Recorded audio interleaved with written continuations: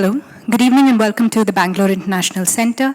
BIC is an inclusive and neutral platform for informed conversation, exchange of ideas, arts and culture. Today's program is The Good, the Bad and the Ugly, Portrayal of Mental Illness in Movies, presented by the Rohini Nilekani Centre for Brain and Mind, NIMHANS. In today's interactive session, we'll engage in a thought-provoking fireside chat on the representation of mental illness and health in movies with a panel of filmmakers, mental health professionals, and film bloggers. The session will be interspersed with audience Q&A, and we'd love to have your questions on record, so please do hold on to them until one of us can get to you with a mic. Before we begin, I'd like to request the audience to switch off their mobile phones or put them on silent for the duration of the event. Please take a moment to do so now. I'd now like to invite Anushka Banerjee from CBM NIMHANS to introduce the session.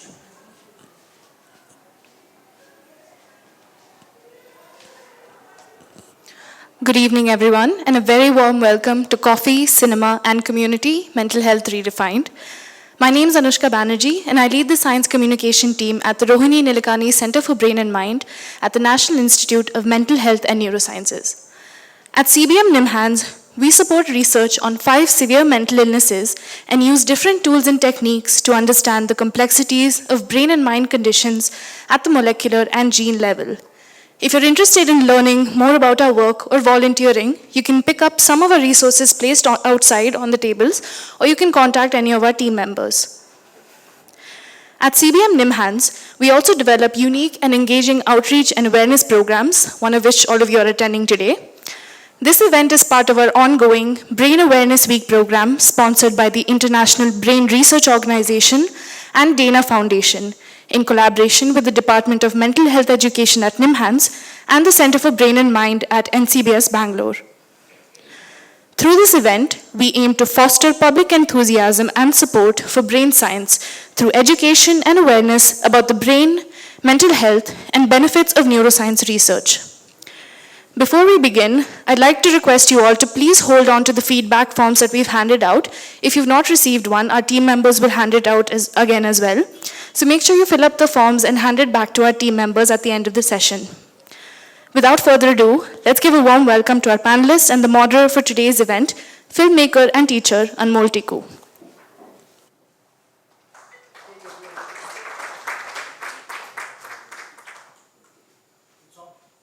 Okay.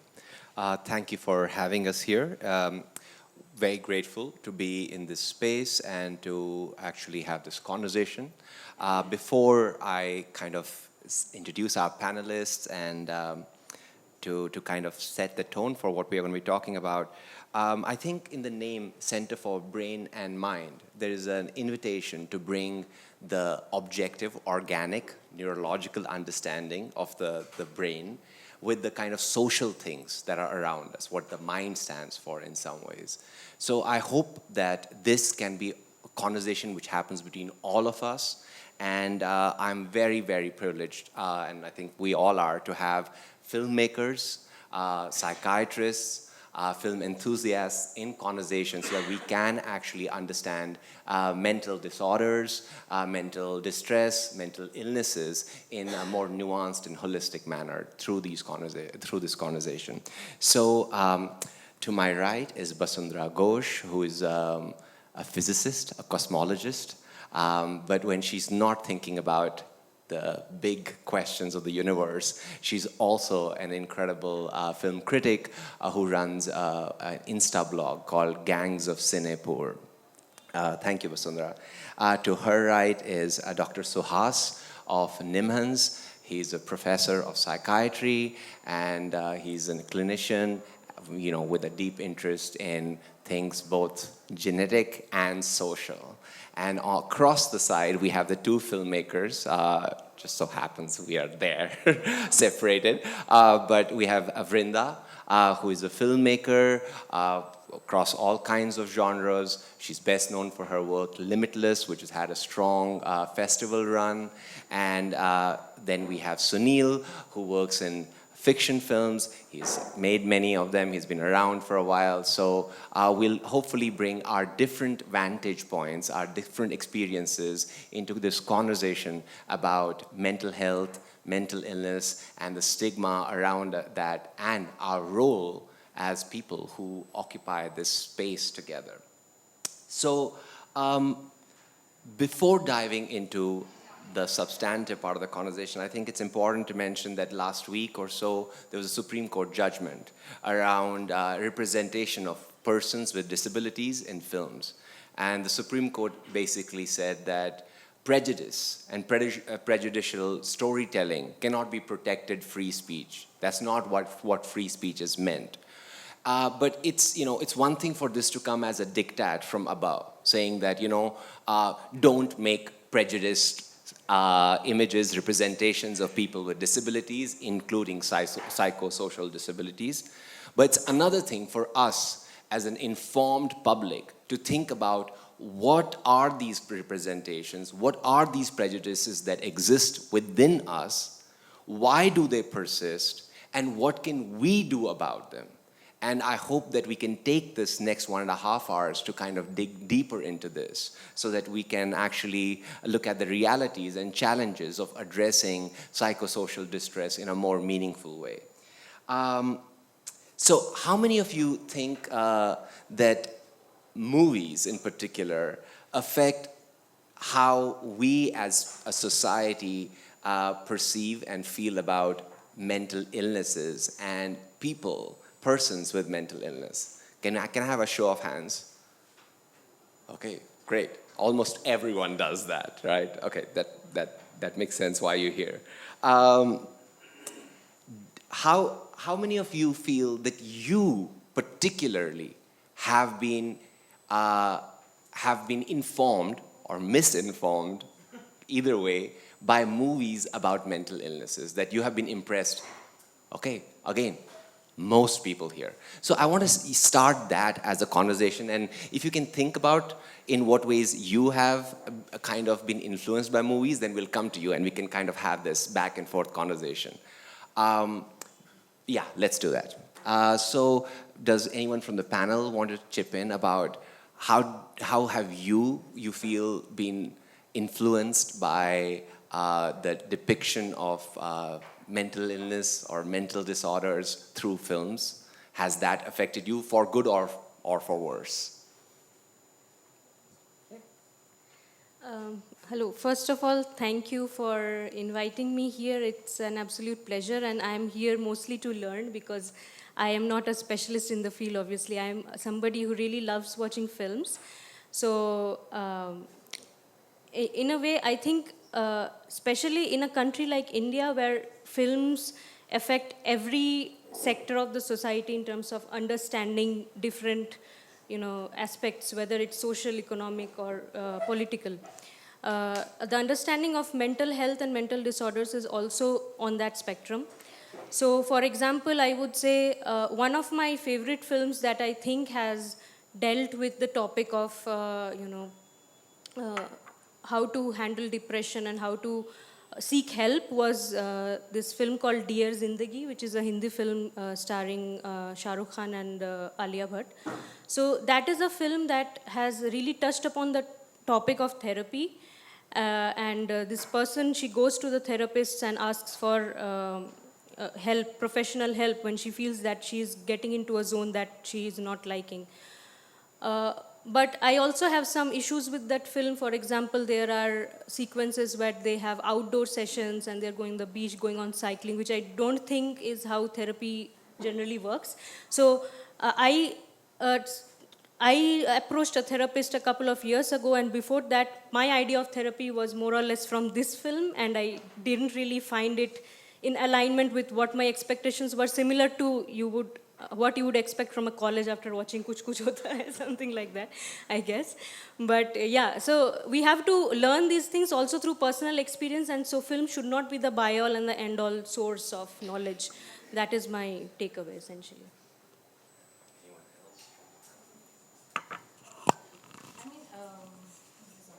Is this on? Yeah. I think I actually can't pinpoint which are the films because I think it started very early and I don't really remember which are those films. But then it was internalized that mental health has got to, mental illness has got to do with the extremes. And it's violent, it's dark, it's crime. I don't know, maybe Indian with I don't know if Indian was, but there were a lot of multiple personalities that he takes over.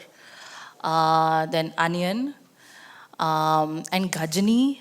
I mean, also these are not very well defined within the film itself. But it left you with the feeling that if you should start having even, beginning to feel like you're not part of the normal, then it's, I mean, what is defined, what is normal, and what is, so that is also abnormality is stigmatized. It was stigmatized. It's not okay to say I'm feeling low. I think throughout that, especially the adolescent years when you're growing up and you facing challenges, it was very internalized that you couldn't say that I'm feeling anxiety, I'm feeling low, and because those were all associated to being mad, crazy, or you need taking counseling is going to a pagalkhana, that kind of a thing. So that's I think these words and also these contexts have been used in even if these films are not purely on mental health, these situations are used so loosely that the impression caused on at least the young minds is this. Yeah. Pardon me for asking, are there any psychiatrists out here?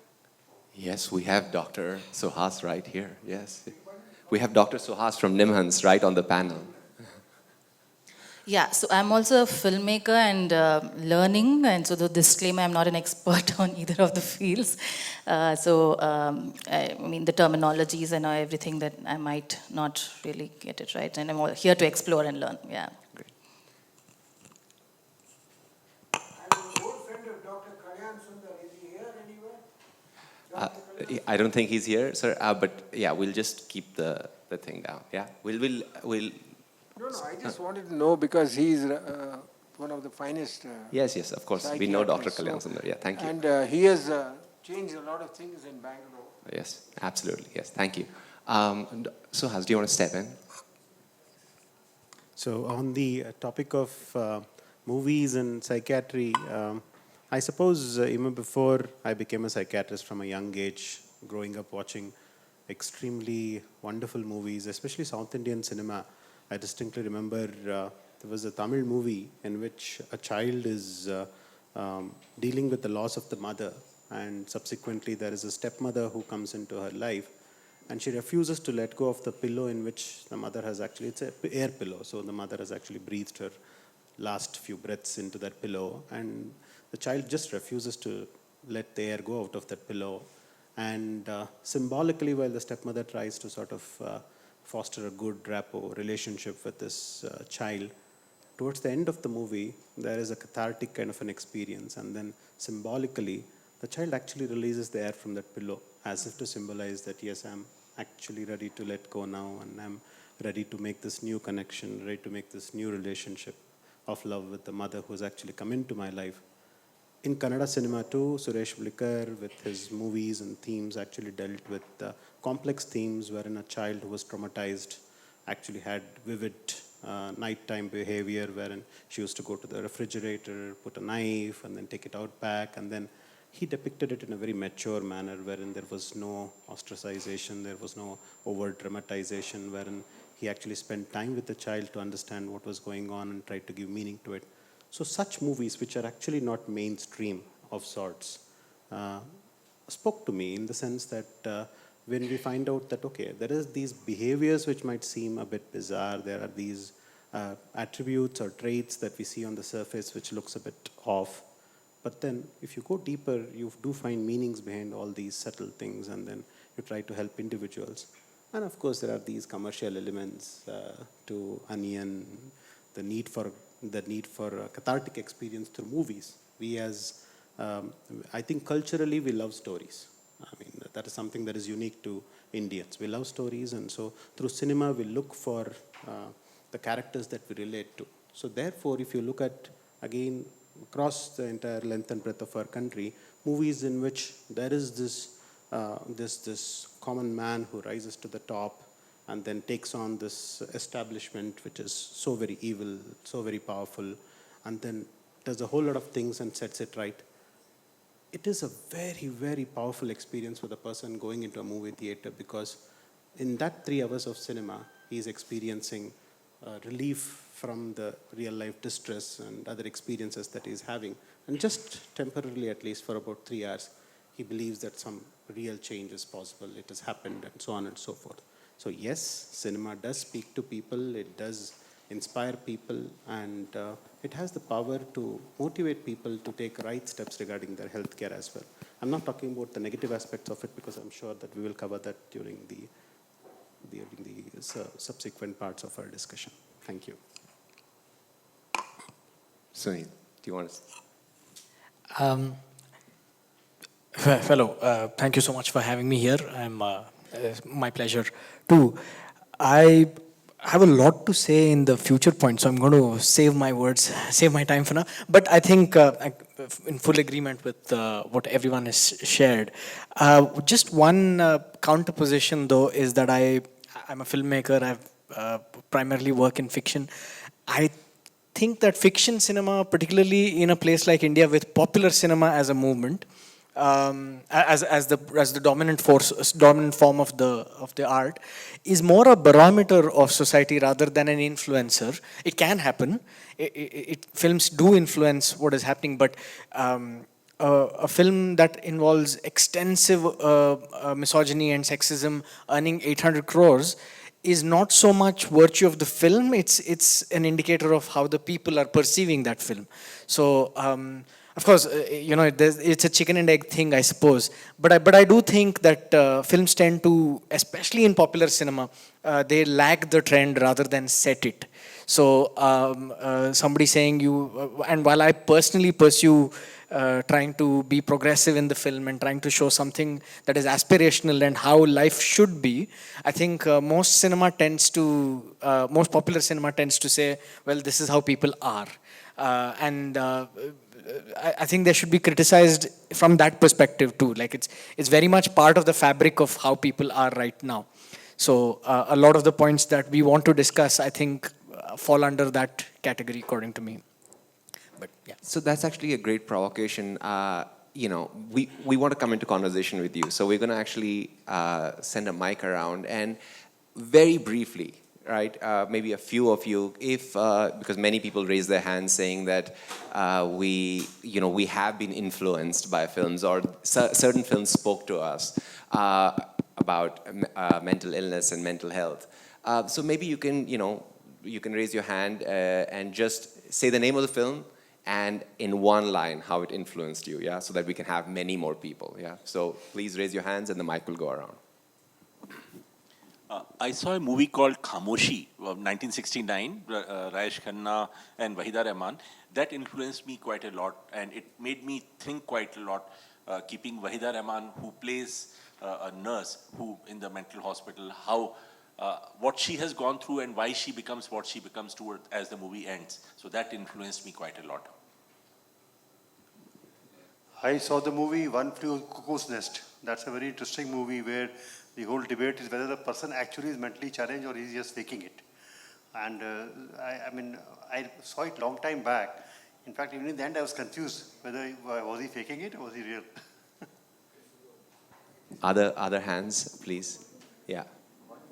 A movie like Psycho, all these things portray, and in fact, it is reported in Bollywood movies that it's not an illness, but an incurable state of mind which can lead to violence and murder and things like that. So it creates a fear psychosis in people, which is not true. Because if you say, okay, diabetes is creates a fear psychosis, or like we have with the recent pandemic, it did create a fear psychosis. But if mental illness is a fear psychosis, then it is wrong. because there are cures, and today we have a lot of modern drugs, etc., which help to cure the illness itself. Okay. So it is really sad that a wrong portrayal, not in the offbeat movies. The offbeat movies definitely portray a very correct picture of what the situation is. That's why I've come to see it. Okay, fantastic. Psycho. So, what else? Can we go take people from the back also, please? Yeah. Yes. Please raise your hand. Yeah. One quick example is Good Will Hunting. I think the last scene is, there's that iconic scene where he gets his breakthrough, Matt Damon's character. So yeah, that was one of my initial introductions to how powerful movies can be when it comes to such themes. Anyone else in the back? I can go. So I find that even in serials like In Treatment, which is dedicated to psychotherapy, the portrayal is that of the clients are extremely aggressive towards the therapist. And it's very dramatic. Often it's a very supportive, for the drama, the conflict between the therapist and the client is escalated. So I find that very unreal. There's a recent movie, HIT, I think, where the therapist takes such a firm, aggressive stance that the cop will not go back to work. There's no dialogue at all. I think it's a very wrong portrayal of what a therapist does. Yeah. Okay, great. Very famously, Bhool Bhulaiya. It set a tone of horror about mental illness, and also this series about the Burari family. So the portrayal was very negative and scary for the general public, I guess. Okay, great. We'll take a few more. Yes, one second. The mic is going to come back. Yeah, so I've been watching these movies for a very long time, hundreds of them probably, starting with One Flew Over the Cuckoo's Nest for a variety of reasons. I myself, with my brother, my cousin, my dad, and my grandfather, have spent a lot of time in Nimans. So from 1985. So I'm actually here to listen to Dr. Suhas about schizophrenia and bipolar. And because I've tried to connect these four people with the movies, invariably they start well, but they are disastrous towards the finish. And I just hope these filmmakers over here and anywhere else try not to take too many creative liberties and try to stick to the plot. Thank you. Okay, maybe a couple of more in the front who have had their hands up for a while, and we'll keep going back and forth. Thank you, being a great audience by keeping it succinct. Yeah.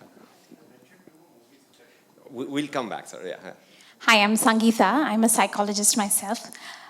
When I was in school and I was very young, I watched this Tamil movie called Anjali, which was about a child with a developmental disorder.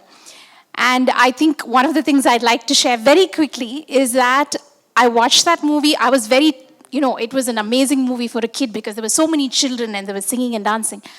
The next year, there was a special child born into my family.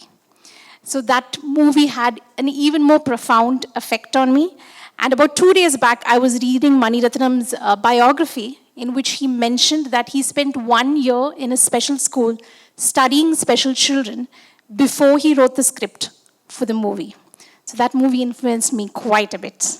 Great. Yeah.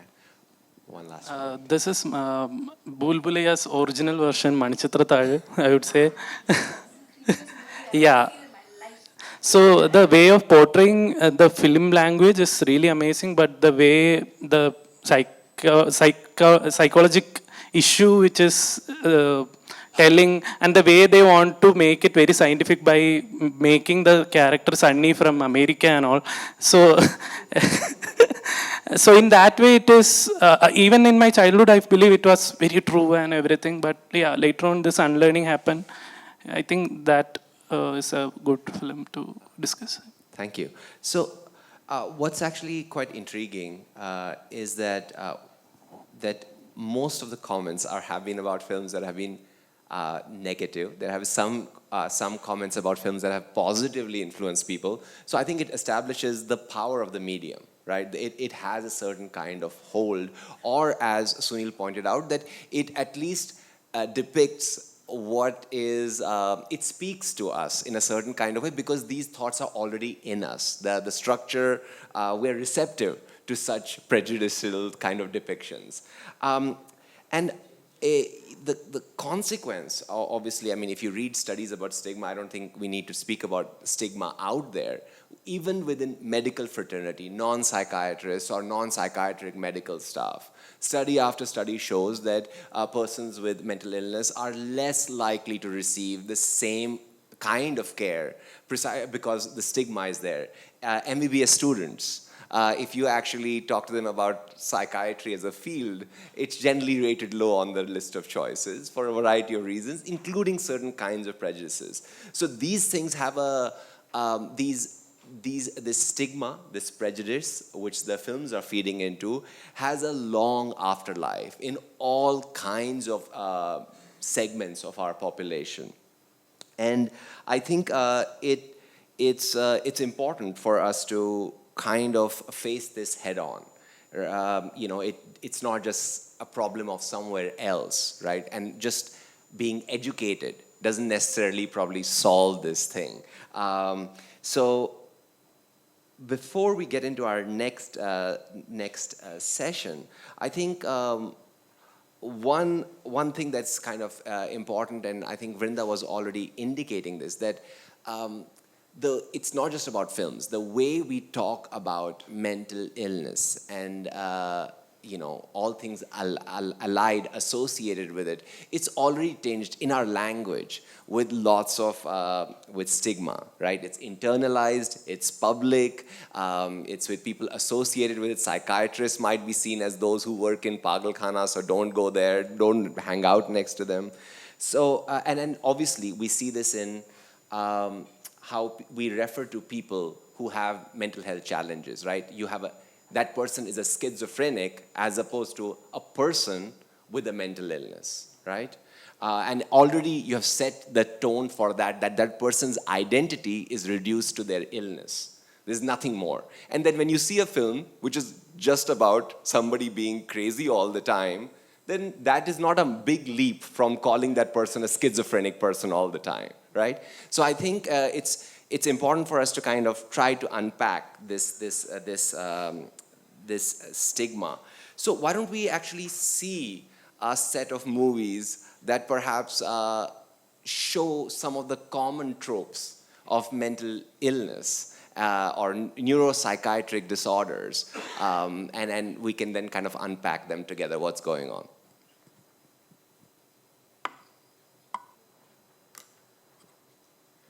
Okay, that's a lot of grim things. I don't know whether there is too little to analyze or too much to analyze.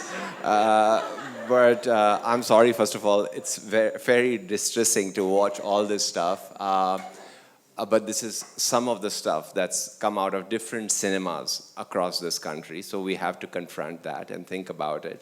And I think obviously our possible reaction is just to kind of almost laugh at the absurdity of what we are seeing. But that would not be taking this seriously because this persists. The last clip that we see, there is a movie from Kannada cinema itself, Hucha, probably like 10, 15 years old, which basically shows the board of Nimhans and then shows that's what the place looks like. So these tropes, these images, these representations are fairly common. So I think given that there have been destigmatization campaigns, fair bit of glut of information coming our way, let's say, these depictions don't seem to have gotten better, right? It just by saying that this is stigma or these are wrong representations doesn't seem to do some kind of magic trick, doesn't make them disappear. So I think maybe we can think together about what are these depictions telling us about and why are they so persistent? What kind of hold do they have on us that they keep kind of working on us, right? And maybe we can start with the panel and you can also think about this and we can have, again, some conversation about this, yeah? Sunil, you're ready to go? Yes. In all fairness, I don't think most of our popular cinema shows anything accurately. It's not just mental health. They don't show relationships accurately. They don't show education accurately, right? The way they show, and certainly they don't show age accurately. You have 50-year-olds playing the roles of 24-year-old characters. But I want to just step back, if there is time for this, about plot and how mainstream cinema thinks of entertainment and engagement, right? So the most popular one-line plot for a film is there is a boy or young adult man, but like we infantilize them and call them boys here. But there is a boy and there is a girl, and they are to fall in love, and there is an obstacle in the way. That's like the most common trope that is there for the last 100 years. Now, if I were to tell you that just that plot, that just that there's a boy and there's a girl, whether they'll fall in love and there's an obstacle, most people would be bored because we've seen those films over and over again. And then I tell you, no, but the girl is very rich and the boy is poor, and you're like, yes, but that also has been done to death. But okay, so now there's the meet cute, the famous American rom-com trope of the meet cute, of the first time that the protagonists meet. The first time they meet is when the girl is about to kill herself. Okay, now you're going to shuffle in your seat because that's weird, that you've not heard that before. Now there's multiple things happening there. Okay, who's this guy? Is he going to stop her from killing herself? Is he going to join her? Because that's been done too in multiple films, especially because he's the poor guy, like, and she's going to kill herself. But why? And then I tell you, but no, they're on a ship. That's like the epitome of rich gone mad, and they're like on this ship, and so there's nowhere else to go. And they meet here. She's an aristocrat. He is an artist. She is an art enthusiast. And then they meet when she's about to kill herself. Now there's like more details happening there. But that's just their interpersonal conflict, right? Something that you can add is no, but like the society at large has this horrible segregation between rich and poor, and that reflects later when the ship hits an iceberg and people are about to die and the rich people are saved and the poor people are made to live. So that's your entire plot that's layered through, starting from a boy and a girl met and they're about to fall in love. Now, what happens with mainstream cinema in general? I speak of this as a dramaturge, as somebody who analyzes drama from a clinical perspective. What happens is you have a bunch of artists like myself watching and like, okay, why did this collect $1 billion? Why did people like this film? It's because that woman was about to kill herself. So, suicidal ideation. That's the plot point. So then you make a film with only that, like, I'm going to kill myself, you know. That becomes, like, there's a loophole of that. But then somebody else thinks, no. This is about the class divide and about how badly the poor people are treated. And then you have an entire film just of class violence, just people looking down and, like, you know, about how poverty is and how rich people are evil.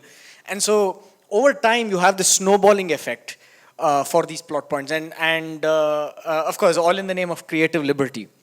That you have these things that people are taking these things to the extreme. So just to take off on a point that you made earlier, with more awareness is actually more superficiality and more plot points that can be exaggerated and completely mutated, you know. A lot of these depictions, there's obviously a kernel there that somebody relates to. Hucha came just before Tere Naam, and before Hucha was Setu, which was the original of it. And Vikram was in Setu, who was also in Onion. I think there was a point of time in Vikram's career where directors went and said, "Sir, next film, the disorder that we're going to tackle is this one." And that was the film that he made. I think so. There's a kernel there. Like people, especially if you see the demographic this appeals to, is this young male, angsty person. Like almost every single one of these films appeals to that particular crowd. And they've all heard of this one guy who fell in love, and then as the local phrase here is, love failure happened. And then he just went into a tunnel, went into like a dark space kind of thing. So there's a kernel of truth there. And then on top of that is this just metastasized cancerous thing that is just made up for the sake of entertainment, and it's salt and pepper and sugar and MSG and everything, which probably in the right amounts would be fine, but this is not it. Dr. Suhas, I want to bring you in. As somebody who is a practicing psychiatrist, like when you look at this kind of set of clips, what do you feel they're telling you? Like, how do you make sense of it? Well, making sense of it is a bit difficult, but I do worry with the fact that in most of these mainstream cinema, either the psychiatrist is killed, or he himself has a mental illness, or he is the epitome of evil, and you get all sorts of hints as to why they are bad. But nevertheless, some of the important themes that I thought that we should probably utilize some time talking about is the importance of understanding that because psychiatry involves the subjective experiences and observable behavior and communication of distress through language, there is an element of an expertise involved when you are trying to help people. And therefore, the point that probably would have gone unnoticed is when the lead character in one of the initial clips actually says, isn't happiness supposed to be normal? Isn't sadness supposed to be normal? Why are you labeling me with a mental illness? So therefore, there comes the greatest challenges for any mental health professional in trying to explain to the people, to make them aware that normalcy is a huge, huge construct. What's normal today was not normal about 40 years back. What's normal in a remote island in the Andaman and Nicobar is not normal for us in Bangalore. What's normal for Donald Trump is not normal for us. What is normal for that particular person might not be normal for someone else. What I mean to say through all of these things is the psychiatrist or the mental health professional therefore spends a lot of time in trying to understand where is this coming from. The person in front of me, let me not just look at the symptoms, the behavior, the problems, let me understand the person. And substantial amount of time therefore is invested in trying to understand their development, their upbringing, the genetics underpinnings of how vulnerable they are for certain types of disorders, the clusters of symptoms that they are presenting with at this point of time, which helps us to make accurate diagnosis and also help them along the way. So that's important. So the psychiatrist, we are not going to show you a spiral or a pendulum and hypnotize you in the first session and feed whatever we want to feed into your brain. So that's not going to happen. So that's number one. The second important thing that I thought should be mentioned is lobotomy. Lobotomy was a procedure that was practiced way early. It was almost a century ago, not century ago, about 70, 80 years ago, wherein it was the pre-psychotropic era. It was the era wherein there were no medicines for mental illness. It was an era wherein people often went to the hills, spent time in the asylums, had time for relaxation, worked on themselves as they became better. Now, at that point of time, you have to also understand that medical science was rapidly evolving. What was regarded as a conversion disorder or a hysteria often actually sort of led people into understanding that there is a neurobiological underpinnings to it. So people therefore started thinking, well, we are advanced species, so there are different parts of the brain. There are so many different parts of the brain. Obviously, some of them have to be doing certain functions. So Phineas Gage, which was an example of a worker who underwent an accident in which there was certain parts of his brain actually which was damaged, and subsequently the way he changed as a person gave us very important insights as to how each part of the brain has a role to play. Then people exploited that idea and thought, okay, if that is the case, then could actually severing parts of the brain or taking out a part of the brain, could it make people more docile? And at that point of time, it sounded like a brilliant idea. In fact, it won somebody a Nobel, right? So, but over a period of time, once they realized that it wasn't as effective, and over a period of time, once they realized that there are safer and better treatments available, it's not practiced at all. Universally, we don't do lobotomies anymore. So therefore, it becomes important to understand representation of such themes in contemporary modern cinema is, something that should be avoided. One more important culprit is the portrayal of ECTs or electroconvulsive therapies. Everybody wants to make it the villain. Shock treatment. They are going to zap your brain. They're going to tie you up, and then there are going to be 5 or 6 people holding you up, and then they're going to actually sort of electrocute you until you become a mummy or a zombie. I mean, this is the kind of portrayal that cinema actually has about ECTs, but that's not the case at all. Currently, advanced neuromodulation devices that are used for severe psychiatric disorders involve informed consent process, and when the person is unable to provide consent, we involve the family and the caregivers, and then subsequently under the anesthesia and muscle relaxation, we actually deliver a certain low charge to parts of the brain, which helps them to actually beat the mental illness, and it has helped save lives much more than any other medicine that is there in our armamentarium. So therefore, ECTs is portrayed in a very, very negative manner, and in fact, it poses a substantial challenge for us, because patients come with that portrayal, okay, that this is what it is. 5 people are going to hold me while somebody is going to zap my brain, but that's not how it is. So we show them how it is done. We have even created awareness videos of how it is done, all of which actually help our patients. Lastly, of course, we will visit this, and I would also like the comments about the other panelists on this. The favorite theme that almost all movies which deal with mental illness they want to hijack is the theme of dissociative identities, wherein, you know, they have this one person with multiple identities, and then this is something that is not generally the case, and they give it a label. Many of them actually call it as schizophrenia, wrongly call it as schizophrenia, or some of them call it as dissociative identity disorder. But what you have to realize is, even in cases of dissociative identity disorder, it is the psyche which is under considerable duress. And therefore, when there is a failure of the integration of all mental functions, there is an alternative psyche created. There is a creation of an alternative identity, which temporarily absolves this particular person from dealing with the current issues at hand. So it makes it slightly more bearable, and the reality is slightly more easier. So temporarily, this person actually is relieved of the stress. But of course, this is not a long-term solution, because ultimately the realities of life actually creep back in. This portrayal of a second of one personality, another second of another personality, another second of the personality coming back, that doesn't happen, because that is not the purpose of dissociation. The purpose of dissociation is for the person to be protected from the reality. So all of these things make for dramatic cinema, but necessarily it is not representative of what patients go through or people with mental illness go through in real life. So I do have a couple of more points, but I would like other perspectives before I make them.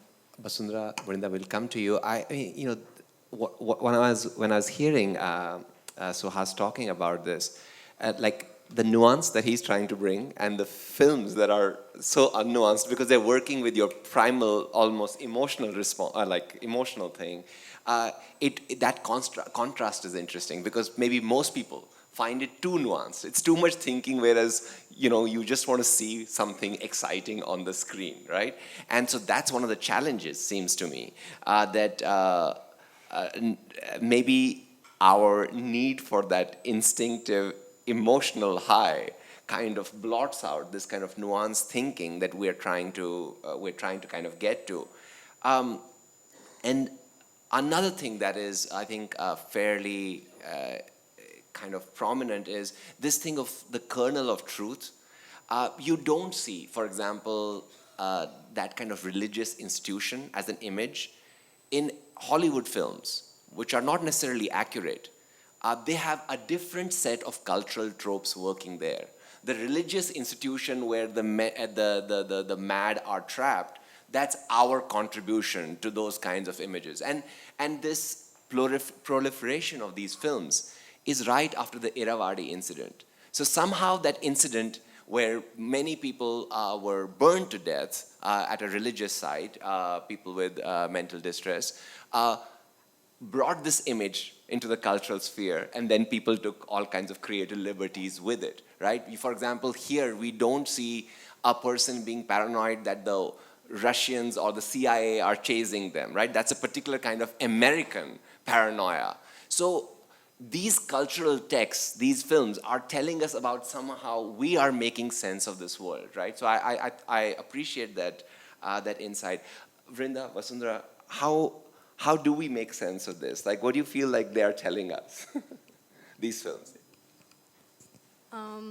So these are, of course, very distressing clips. I mean, we have a lot of good examples also, but we really need to look at these things. And I actually, I had it in mind that I will talk about dissociative identity disorder. And I'm really happy that Dr. Suhas explained the scientific aspect of it, because that seems to be something that is really effective for the thriller purpose, you know. Whether you see in Onion, obviously it's like you cannot grow hair as soon as you change your personality. That is obviously something.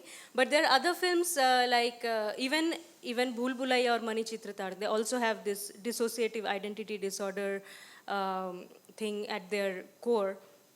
There was also a film of Ajay Devgan called Diwangi, which was a thriller film, which also had this trope. And it's a very well-made thriller, but it has this trope, okay? I had a lot of fun watching that movie. But there was also a movie called Judgmental Hai Kya with Kangana Ranaut and Rajkumar Rao. It was initially named Mental Hai Kya. Then they decided they should change the name. So that film, I think it dealt with the topic a bit more sensitively, which was, I don't know how good it was on script, but the acting was very good, so it worked out pretty well. But then again, this ECT thing, it was not really portrayed in an accurate manner, because apparently she was not provided with any anesthesia. She was given something to bite on while they electrocuted her. So somewhere or the other, mainstream cinema gets it wrong, because they have to infuse the element of drama and suspense and, you know, kind of trigger the audience in some way. So that is probably done in a more nuanced manner in films that are not so mainstream, because the target audience is not really the mainstream audience. Yeah, whatever clips we saw right now that I am more aware of these things, I know how wrong they are. But when I was a child, back when Tere Naam came in, I was, you know, I won't say fascinated. That would be a wrong word to use. But I was very much influenced by what was shown in terms of, okay, if this thing happens to me when I grow up, and they will put me in an asylum and they will chain me. So you know how impressionable minds get affected by these kind of things. So also bipolar disorder, this movie 3 or Moonu of Dhanush, I also saw it when I was pretty young, because that song Why This Kolaveri Deed became very popular. So I just randomly started watching it, and the movie starts with like a funeral scene. So the protagonist has killed himself after suffering from bipolar disorder, apparently, which is too extreme, I believe, because personally I have known people here and there who have had bipolar disorder, and I don't think it goes to that extreme level, correct me if I'm wrong. And also he has this thing that you know, it coexists, these two moods, so to say. And that is very inaccurate. One good portrayal of bipolar disorder that I have found was on this episode of Modern Love, which had Anne Hathaway. I think that was pretty well depicted. So yeah, I mean, we can do obviously much better than that, and I hope we are going in that direction. So let's hope for the best, essentially. Can I say something? 1 second, sir, please. Brinda, do you want to? I mean, I think they've covered most of it, but the interesting thing is, even filmmakers, when they're researching, they're watching other films. So most of the material for their new work comes from, you know, either other European films or Hollywood films, or and that becomes films become the research materials, which, you know, when you start off itself as not based with sound research. I think that's why you see a lot of loosely constructed scenes, which, I mean, even if you Googled, you'll have better information. That's one, I mean, hardly any homework done on what they're writing. And, you know, they use these like the tropes, they use the extreme conditions because it lends itself through like these thrillers and stuff, right? But at least the perspective, the lens that you use, I mean, you cannot not use, I mean, you want filmmakers to I mean, if you want them to cast people with disabilities and all kinds of disabilities, you want to see, you know, all kinds of illnesses being portrayed on screen. But the perspective that you use, the lens that you use to show them, I think that should change. that's what is in the bipolar disorder, and he commits suicide. He doesn't, I mean, the friend is talking to him about what his condition is, and that extreme swings. That's like, the how you portray it, like the perks of being a wallflower. You show the character experiencing this post-traumatic thing, but he gets treatment and he's able to live a very fulfilling life. So the lens that you use, I think, is also the perspective that you use, and like how we view these things firstly should change, and then how it's depicted in cinema also should. Yeah. Okay, great. We will come to you guys. We have another group of clips. So let's see those clips, which supposedly are doing this better, again from Indian films. And then we'll, right after that, come to you and tell us whether you think they're actually better, or are they reproducing some of the not so helpful tropes, yeah? So we can think about it together. Thank you.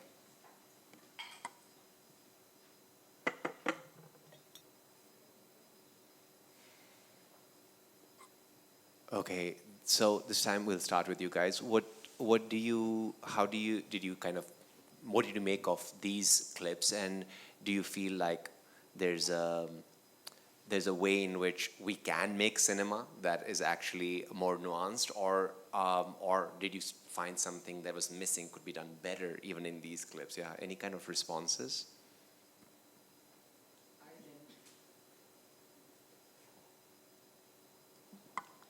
I generally like most of these, but I have a problem. I have the bone to pick with the OCD portrayal, because it was shown in a very comical way. Most of the people were laughing, and OCD is a very genuine problem. And I think a movie which portrayed it much better is it's based on a book called Turtles of the Way Down, and it recently came, and I think it portrayed the OCD which people face with hand washing, bacterial infections and stuff very accurately. And being a doctor myself, I think it was much better portrayal of OCD. Other things I think were good. The Malayalam movie with Alzheimer's, it I think was a very progressive portrayal, and I think it was made in the 90s or stuff. So I think that's very nice to see. Yes, 1 second, sir. The microphone will be brought to you. Yeah, we'll just come from the back and then, yeah.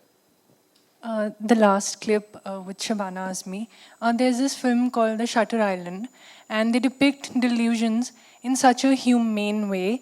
You kind of experience the patient's view. So it makes you understand that delusions are real for people who are experiencing them. And I'm a psychology student. Excuse me. So we read about it from such a detached perspective, and the way Shabana Azmi was talking about it. It's really important to show the patient's perspective on it so we can empathize better.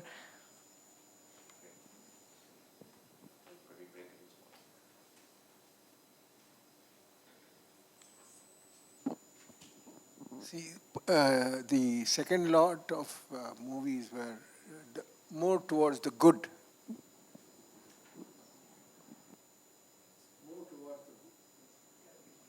Hello?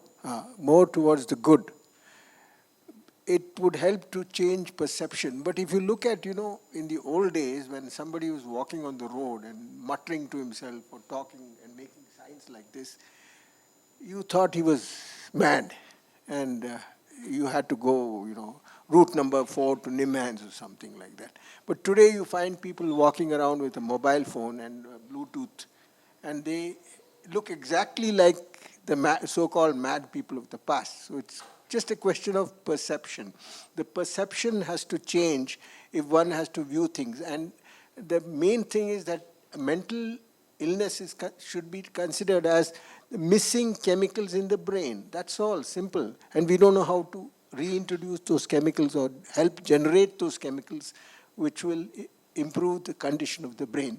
So these movies are a little better, but I think a greater improvement in them to improve the perception of what is, mental illness and how it can be treated and cured. But of course, it may not be a box office hit. That is the problem. These people want to get back their money. So how to bridge this gap? gentleman and lady like her may be able to do Okay. something. Great. But just to let you guys know, Tanmatra, which came out in 2005, and Dear Zindagi were both box office hits. They actually made a lot of money. So it's not necessarily these two things are opposed to each other. Yeah. Let's take a few more Even hands. Shara Panjara was a huge hit, Yes, right? absolutely. Yeah. Another thing Sorry, we have to take No, other just 1 minute. You know, the Christian, exorcism, the kind of things they do, saying the devil has possessed you, for a person probably having a mental illness only. And that is a wrong, it still continues. I'm told the Christian priests and all do that.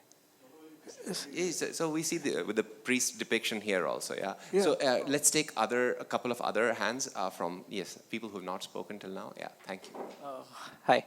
So I had a couple of questions actually, or rather observations. Like we were previously talking about dramatization and story structure. So a lot of these are like underdog overcomes obstacle and succeeds. So why is it not that its normalcy has essentially a illness, essentially a mental illness, and returns to an average normal as a story cycle? That is essentially what we are kind of targeting. One of my favorite, it's not actually a depiction of mental illness, was actually in Badlapur. When he's on this path of revenge and violence and so on and so forth, and there's this moment where Nawazuddin asks him, do you realize that that was done in instinct, and what you're doing is planned?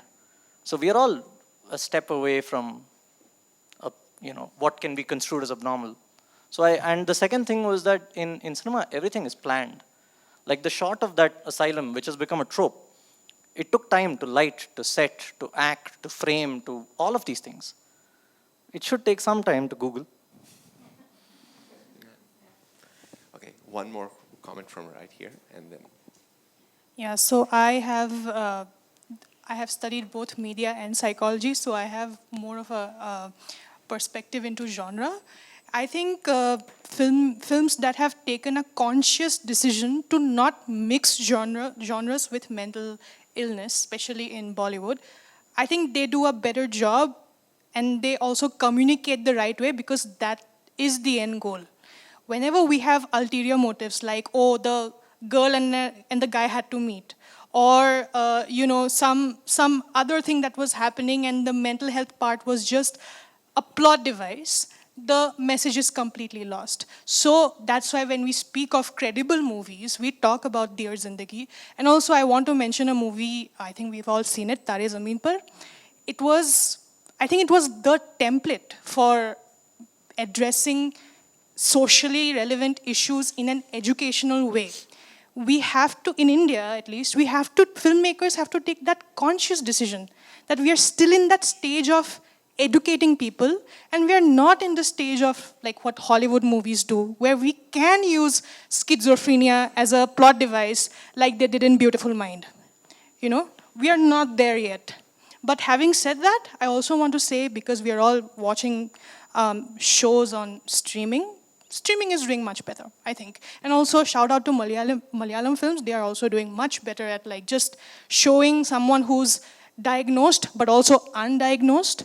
So I think the conversation has gone way beyond abnormal, normal, and we have to take that educational approach to talk about these issues. Thank you. Maybe the girl meets boy can be made. Thank you. Not trying to commit suicide, but she's mental and she's cured, and then they get married. So you'll have to produce that film. One second. Before jumping in, I'm really grateful for all of your comments, and we'll just let some of the panelists step in. We have maybe 10-15 minutes left, so we'll try to kind of keep our points a little bit succinct. And I just want to make a comment about what we saw here, which is that it's interesting that neuropsychiatric disorders, dyslexia in Tare Zameen Par, Alzheimer's,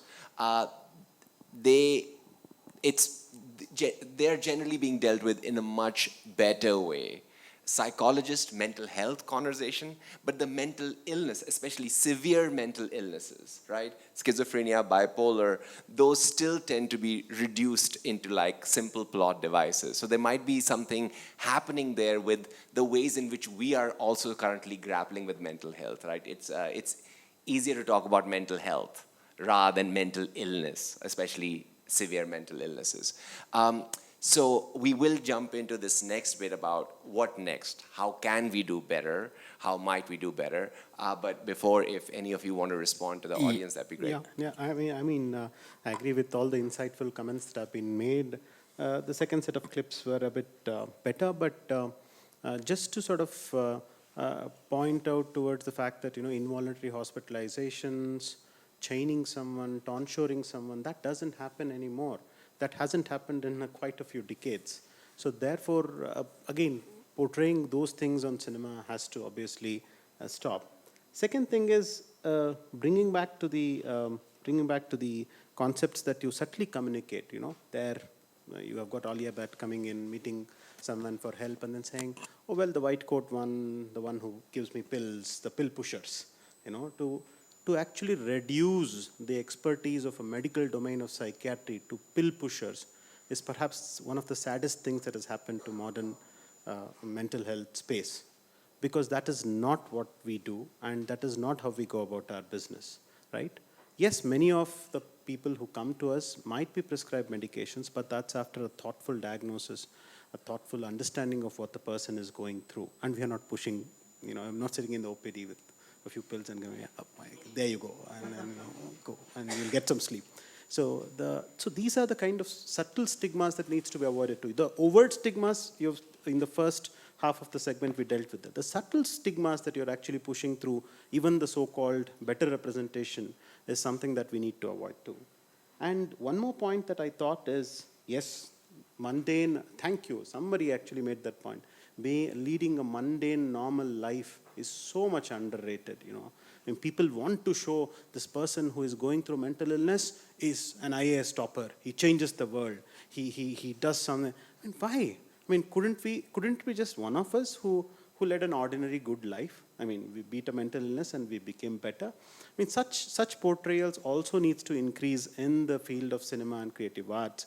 And last, perhaps this is the most important point that I'm going to be making today, is what psychiatry has been doing, mental health space overall, and psychiatry has been doing quite a bit of late, is involving persons with lived experience in getting these conversations going. Right? We read a lot about it. We experience some of this. All of us experience mental health symptoms. There is no doubt about it at all. So we say, yes, we read about a lot about it. We deal with people who go through mental illnesses, but in the areas of how do we go about doing our research, how do we prepare our material in helping people, we actually have started involving persons with lived experience into the conversation. They are on our panels, steering committees, and other research panels, wherein they are going to be directing to us as to how we go about doing our stuff. And we thought that was an important construct to get their perspectives. It doesn't matter, right, if I find a gene that causes a particular disorder, if I'm not able to explain to the people going through those particular problems as to what it means for them. It doesn't matter if I find a new drug that works very well, unless and until I have somebody on the panel who can tell me, how do I make sure that I properly represent what it means to the people who are suffering. So we've got that space started. Maybe it's time for cinema to involve such a kind of an inclusivity in terms of having people with mental illness to the board of filmmaking, and then kind of having them direct some of these subtle nuances which could reflect in better cinema. Yeah, thank you. I think they're all there. Everyone making a film is probably already mentally ill. But I'm glad you brought up Tare Zameen Par. I watched Tare Zameen Par by myself in Kaveri Theatre, and in the intermission, there's this family sitting next to me. There's a couple of women and a couple of kids. And in the intermission, this woman turns to this kid, who's presumably her nephew or neighbor, and said, "Are you also naughty like Nishant?" Because that was her takeaway at the halfway mark. So we're not in control of what the audience interprets from films. I do not agree that we should take an educational approach. And I certainly don't believe that America is anywhere ahead of us. Last week, somebody tried to shoot a presidential candidate. America is a very ill country. And I see that, and I say that with complete empathy. It's not a judgment that I'm passing. Mod,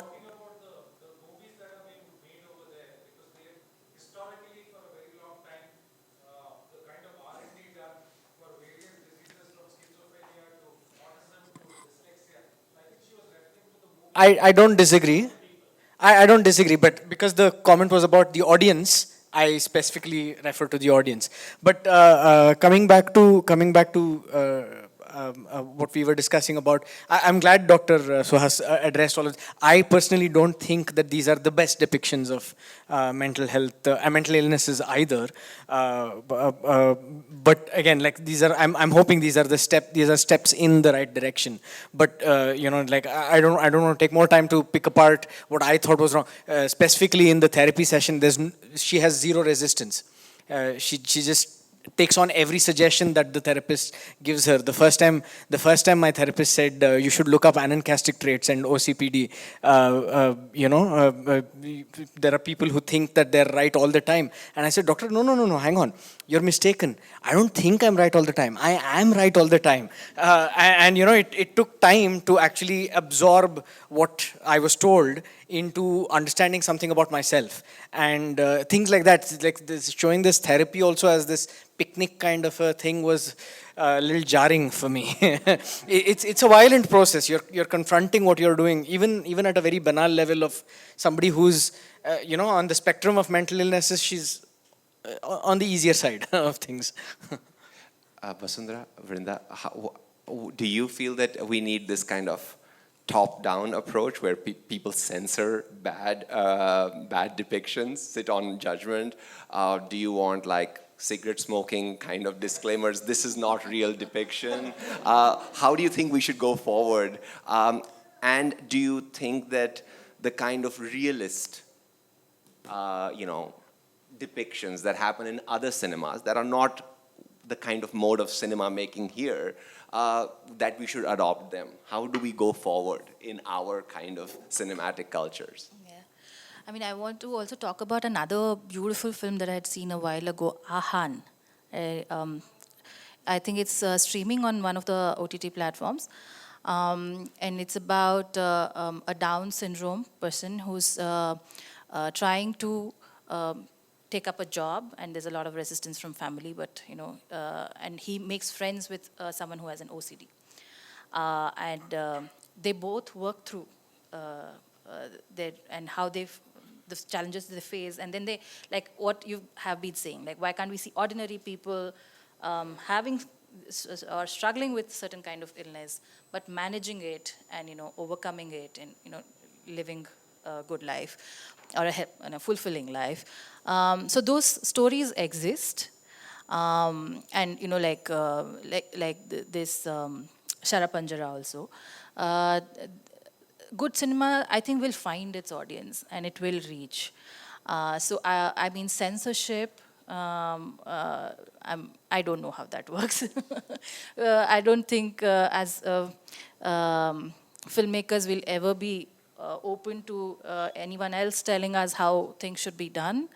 But I mean, it's an art form. So and that's another debate altogether. Censorship is another debate altogether.